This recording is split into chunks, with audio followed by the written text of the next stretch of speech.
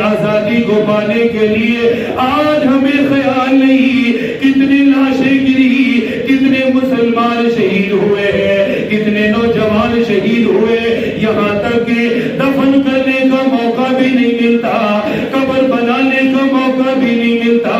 انہیں کفن دینے کا موقع بھی نہیں ملتا، غسل دینے کا موقع بھی نہیں ملتا، ہر طرف شہادتیں شہادتیں نظر آنے لگی۔ یہ ملک آزاد کروانے کے لیے، ملک پاکستان لینے کے لیے، اس سرزمین کو لینے کے لیے، اس خطے کو حاصل کرنے کے لیے اتنی شہادتیں ہوئی، اتنی قربانیاں ہوئی، جنازہ پڑھنے والا کوئی نہیں ملتا تھا، غسل دینے والا کوئی نہیں ملتا تھا، کفن دینے والا کوئی نہیں ملتا تھا، ندی نالوں کے اندر مسلمانوں کی لاشوں کو ڈال دیا جاتا، ندی کے حوالے کر دیا جاتا، سمندروں میں ڈال دیا جاتا، اتنا خون بہایا گیا،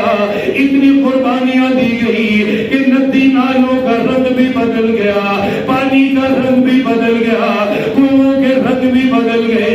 اتنی لاشیں کنووں کے اندر ڈالی گئی کہ کنویں بھی بھر گئی۔ اتنی قربانیوں کے بعد یہ ملک ہمیں ملا ہے، یہ ملک پاکستان آزاد ہوا ہے۔ کتنی بہنوں نے قربانیاں دی، کتنی بیٹیوں نے قربانیاں دی،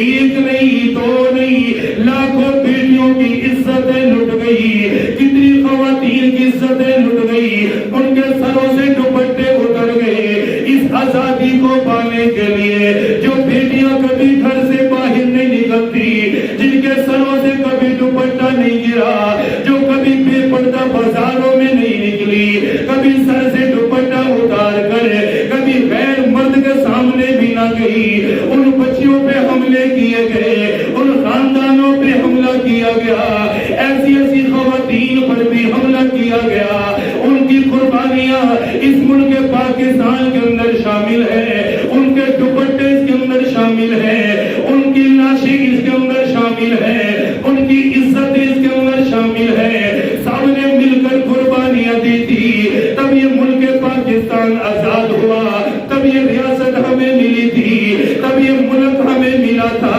ان کی قربانیوں کے صدقے میں، ان کی محنتوں کے صدقے میں، ان کے جہاد کے صدقے میں کہ انہیں یہ بھی خبر نہیں ہوتی تھی، ہر لمحے موت کا انتظار کیا کرتے تھے، نہ جانے کون سا ہندو آ جائے گھر پہ آ کے حملہ کر دے گا، نہ جانے کب سکھوں کی جماعت آ جائے مسلمانوں پہ حملہ کر دے گی، کبھی سکھ مسلمانوں کے گھروں میں آتے